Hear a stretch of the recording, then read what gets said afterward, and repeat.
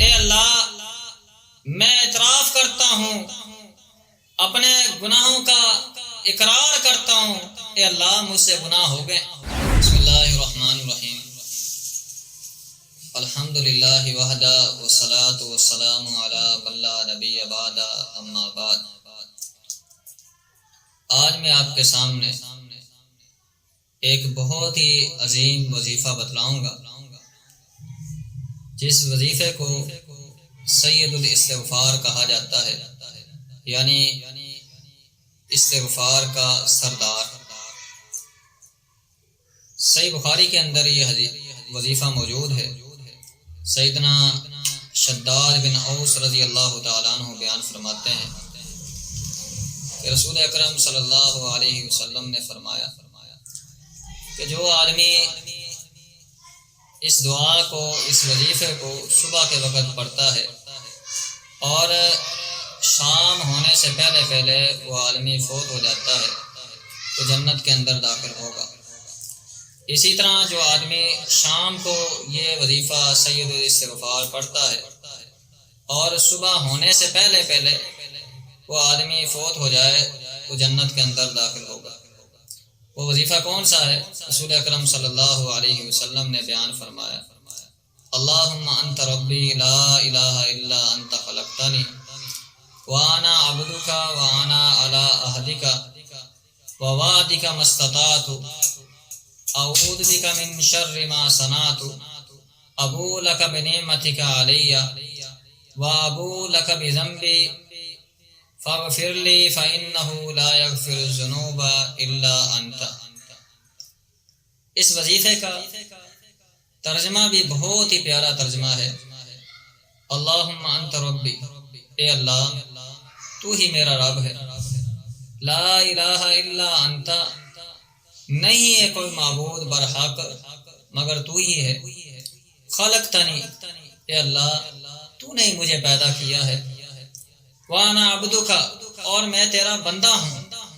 وانا علی عہدک ووعدک ما استطعت، اور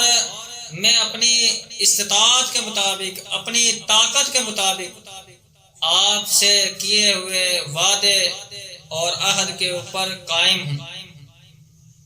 اعوذ بک من شر ما صنعت، اور جو میں نے نافرمانیاں کی ہیں میں اللہ اس شر سے تیری پناہ چاہتا ہوں، میں پناہ مانگتا ہوں اس شر سے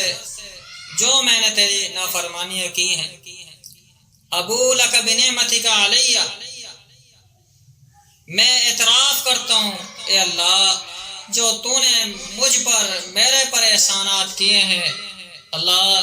میں ان احسانات کا اعتراف کرتا ہوں، وابوء لک بذنبی، اے اللہ میں اعتراف کرتا ہوں، اپنے گناہوں کا اقرار کرتا ہوں، اے اللہ مجھ سے گناہ ہو گئے۔ آگے فرمایا، یغفر لی فإنہ لا یغفر الذنوب الا انت، اے اللہ تو میرے گناہوں کو معاف فرما دے، بے شک تیرے سوا میرے گناہوں کو کوئی معاف کرنے والا نہیں ہے، تو واحد ہی ذات ہے جو میرے گناہوں کو معاف کرنے والی ہے، تیرے علاوہ میرے گناہوں کو کوئی معاف نہیں کر سکتی۔ تو یہ بہت ہی پیارا وظیفہ ہے، اور اس وظیفے کو سید الاستغفار وظیفہ کہا جاتا ہے، استغفار کا سردار کہا جاتا ہے۔ رسول اکرم صلی اللہ علیہ وسلم صبح شام اس وظیفے کو پڑھتے تھے، ہم کو بھی چاہیے ہم اس وظیفے کو صبح شام پڑھیں۔ اور اس کی فضیلت کتنی ہے میں نے بیان کیا ہے کہ رسول اکرم صلی اللہ علیہ وسلم نے فرمایا کہ جو آدمی صبح کو یہ وظیفہ پڑھتا ہے شام سے پہلے پہلے فوت ہو جاتا ہے وہ آدمی جنت کے اندر داخل ہوگا۔ اسی طرح جو آدمی شام کو پڑھتا ہے صبح سے پہلے پہلے وہ آدمی فوت ہو جاتا ہے، یہ آدمی اس وظیفے کے پڑھنے کی برکت سے جنت کے اندر داخل ہوگا۔ اللہ سے دعا ہے اللہ رب العزت ہم کو اس وظیفے کو سمجھ کر پڑھنے کی توفیق عطا فرمائے۔ صبح شام اقول قولی ھذا واستغفر اللہ الذی ولکم ولسائر المسلمین۔ والسلام علیکم ورحمۃ اللہ وبرکاتہ۔